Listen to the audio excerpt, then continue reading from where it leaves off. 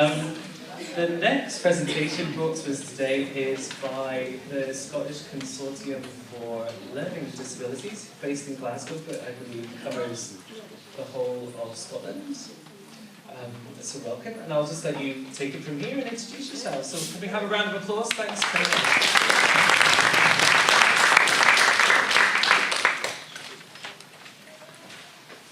These things frighten me. I don't know when I always start saying.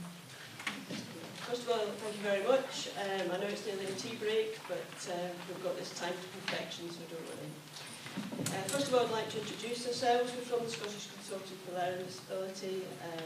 Our mission is to help organisations implement government's 10-year strategy on Keys to Life, to help people with learning disabilities throughout Scotland achieve positive outcomes. My name is Susan Forrest. I'm the organisation's Learning and Development Manager, and this is...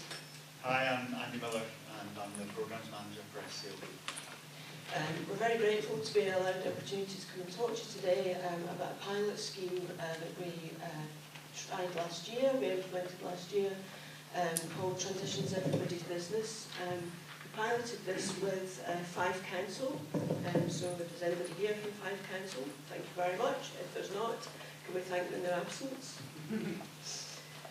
Okay, Transition Everybody's Business was a 2-day training course that we put together.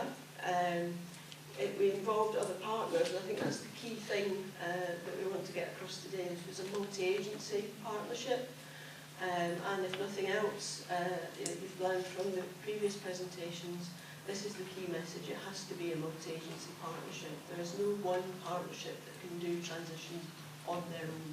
I think the other key thing that we wanted to get across was the other partnership that you have to have in here is the parents and the young people.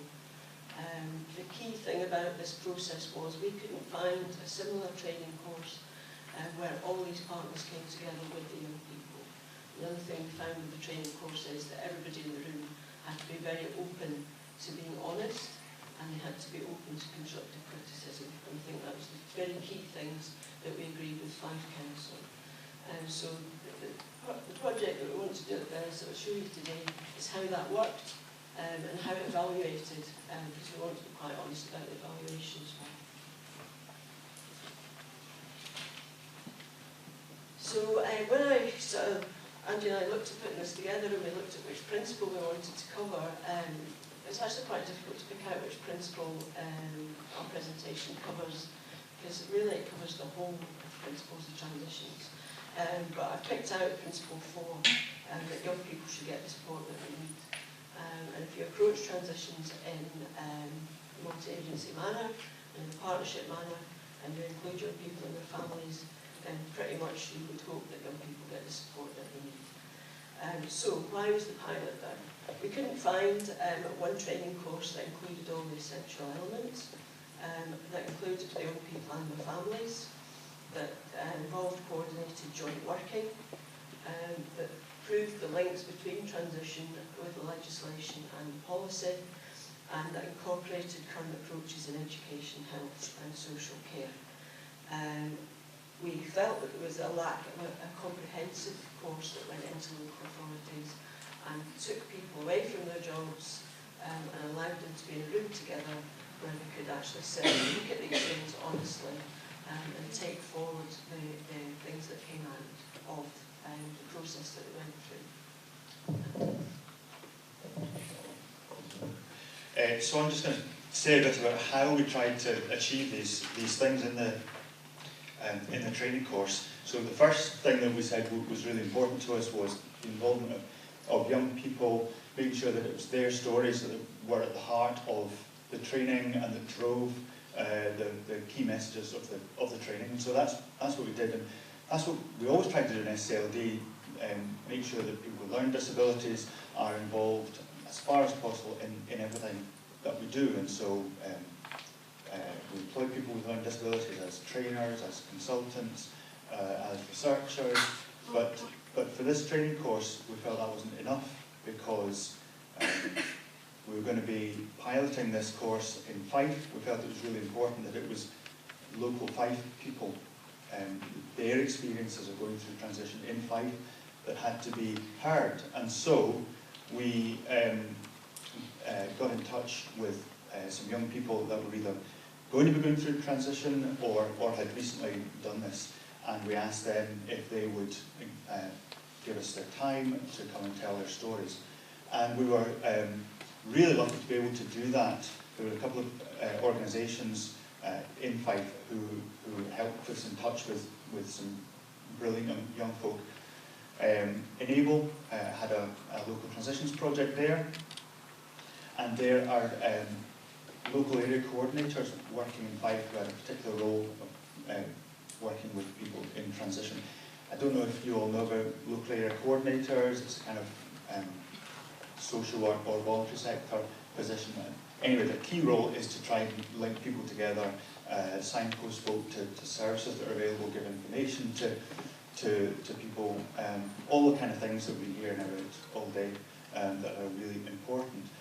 So these local area coordinators and the Enable Transitions programme puts us in touch with about a dozen young people. And we went up there and spent a day with them, listening to their stories, helping them to tell their stories, to put their stories together. And those stories became the absolute heart of the training programme. When it came to the training days, two folk came along and told their stories right at the start of the first day to set the mood. And right at the end of this presentation, Susan will be telling you about what we learned from this pilot, and I don't want to preempt that too much, except to say that was the right decision. Those stories were absolutely key.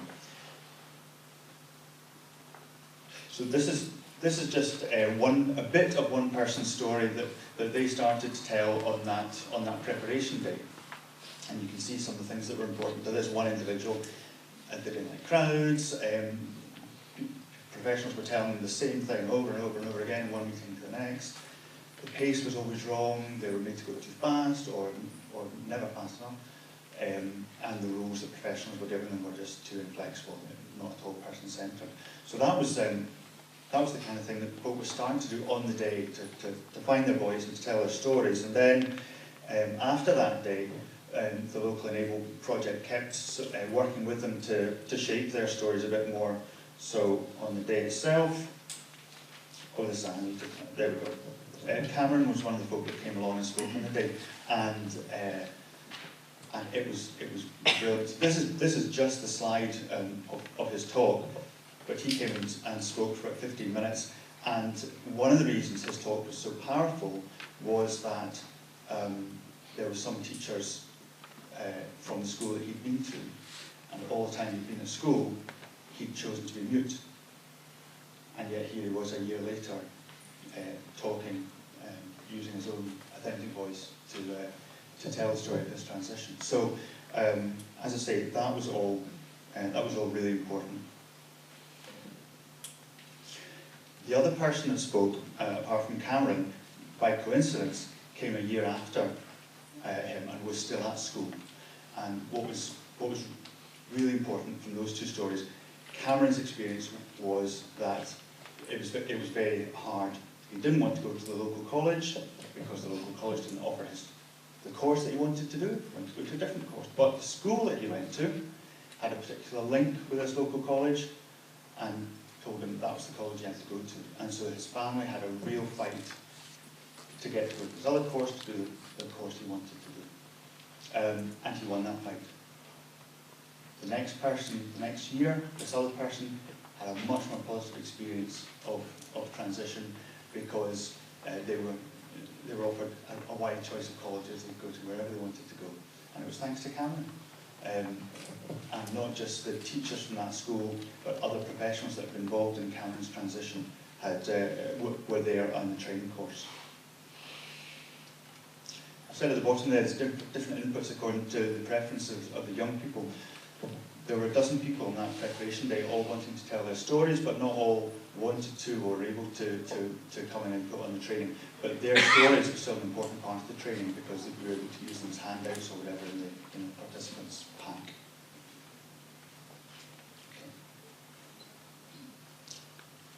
Zipping on to the next important element of the training then, and that's the joint working, and by that we mean the joint working between education, health and social work.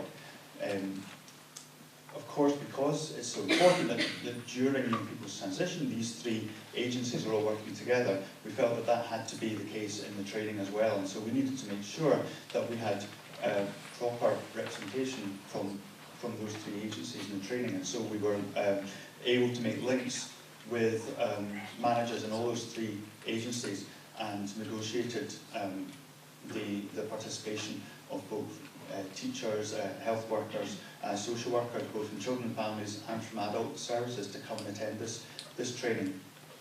And that was great because some of them knew each other already, but some had never met and felt they should have met.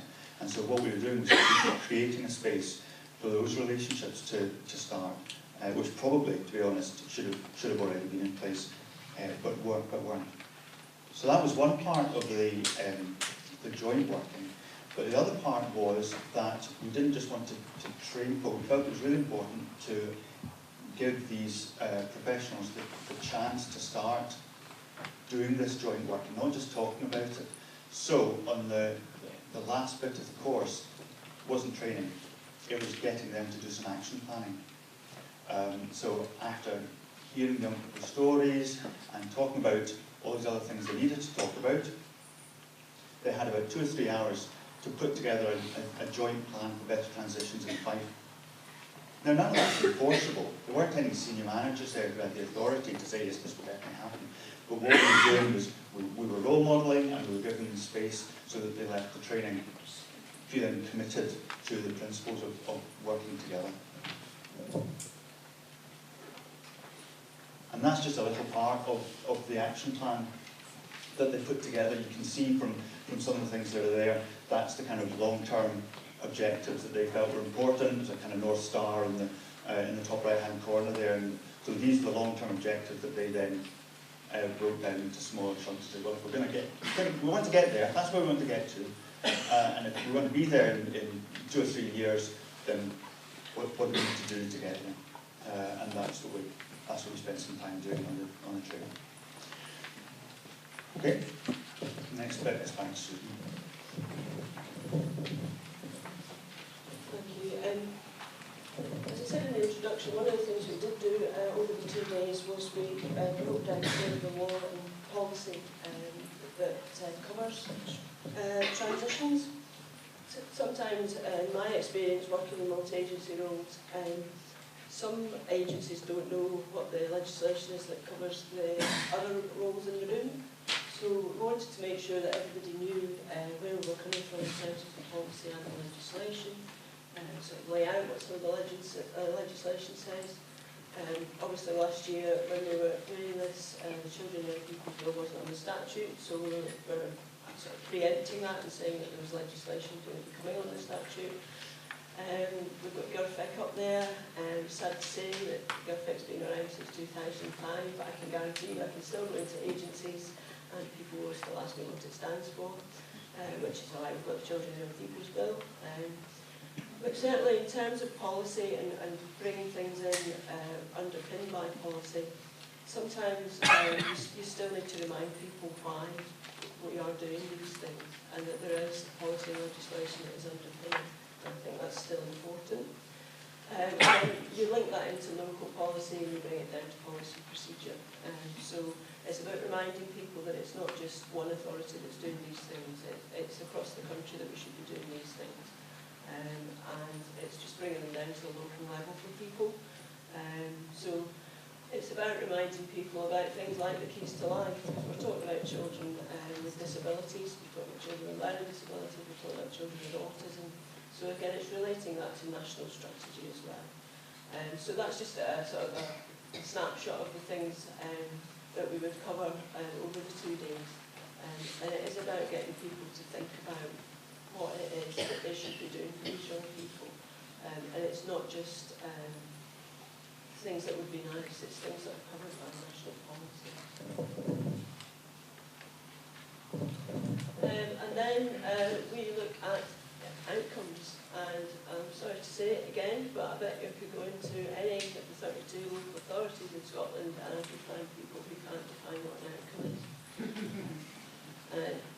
Somebody's laughing there, I'm not going to make eye contact, but you know, it's payday and I bet I could beg it either. So, again though, you know, that's not a criticism, it's about helping people to learn. You can't write objectives if you don't know what an outcome is, you can't do GovFec if you don't know what an outcome is, you can't use the wellbeing indicators if you don't know what an outcome is, and you can't help young people transition if you don't know what an outcome is. So again, if you're writing action plans, you need to know what objectives are, you need to know how to write them, and you need to know what outputs are, you need to know what outcomes are.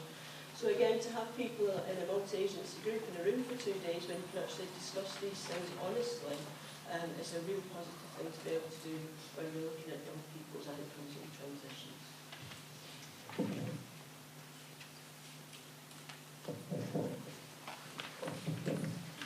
So the final thing we wanted to make sure we put into the training was some of these things that you can see on the slide there. These are approaches that are quite common, well known in social care, particularly the world Susan and I inhabit, adult learning disability services, approaches such as citizen leadership and co-production.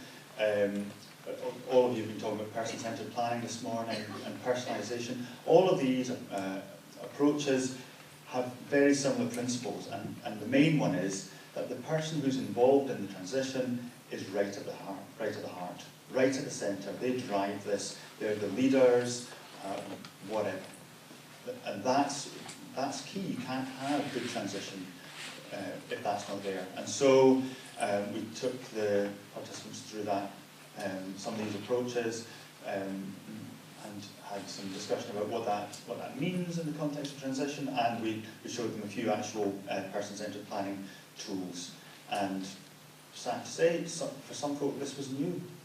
It was heartbreaking.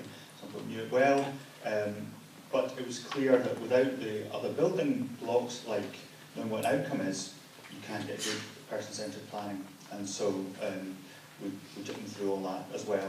And that was the other value of doing the action planning that I talked about earlier. It helped them to use person-centred planning tools, and it helped us to see if they actually did understand what outcomes were, the difference between outputs and outcomes. So we put all of those 5 different components together, and that created a 2-day training course. And afterwards we evaluated it and learned some really useful lessons from it. And Susan's going to just summarise them very briefly. Oh, sorry. There's a wee path there.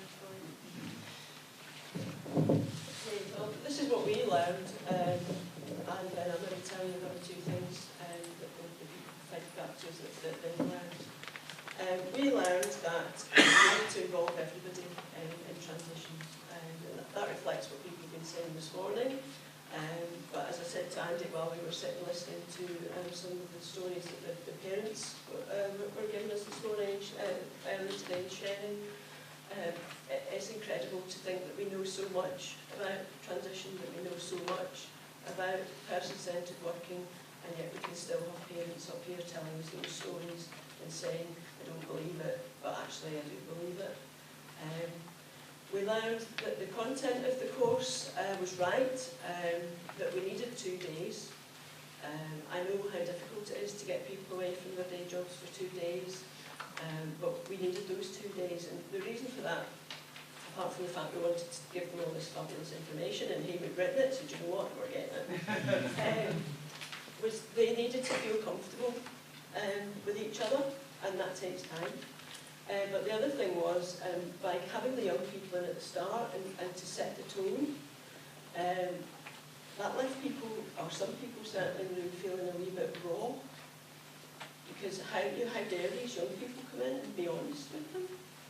And how dare that young man come in and say, I had a bad experience with you, and you, and you. That left people feeling just a little bit upset. But then what would have been the point in having young people come in and go, I just had such a wonderful transition from your school, it was just fantastic. We asked young people to be honest, and they were honest. And the courage of those 2 young people to go in and tell their stories, you know, it would have been selling them very short if we said, going to be nice to these you know, because we might upset them. So the young people were encouraged to come in and say, these are our stories. We had other stories from young people that says, I don't mind sharing my story, and I don't mind, you know, my family being involved, but I don't want to come and stand up. And that's good too, because people should be involved as much as they want to be involved. Joint working works. We know it works, but it's a shame that we've already heard today that sometimes we don't do it as well as we should. And as we said, you know, the 2 days, yes, it is difficult to get people away from their jobs for 2 days, but when you do it and it works, you suddenly realise, well, do you know what, for the sake of 48 hours, it was worth it. Oops. Go back. I wasn't expecting that. In terms of what people told us that were on the course, I think somebody actually said that they weren't going to come back after the first day, because it had just really shocked them to the core that young people felt the way they did. But then after the second day, they said they were really glad that they had come back. Other people said, we thought we were doing things right, and then we realised that we weren't. People found that they went around with tools that they could use, and certainly as the L&D manager for SCLD, I don't believe in delivering training courses where people just go away thinking, well, that was okay and the lunch was nice. I want people to go back to their work the next day and go, do you know what, I've got something here that we can really actually use. It was good to deliver things, as Andy said, like person-centred planning training to people that maybe wouldn't normally use it in their day jobs, but went away and thought, actually, I can really use this.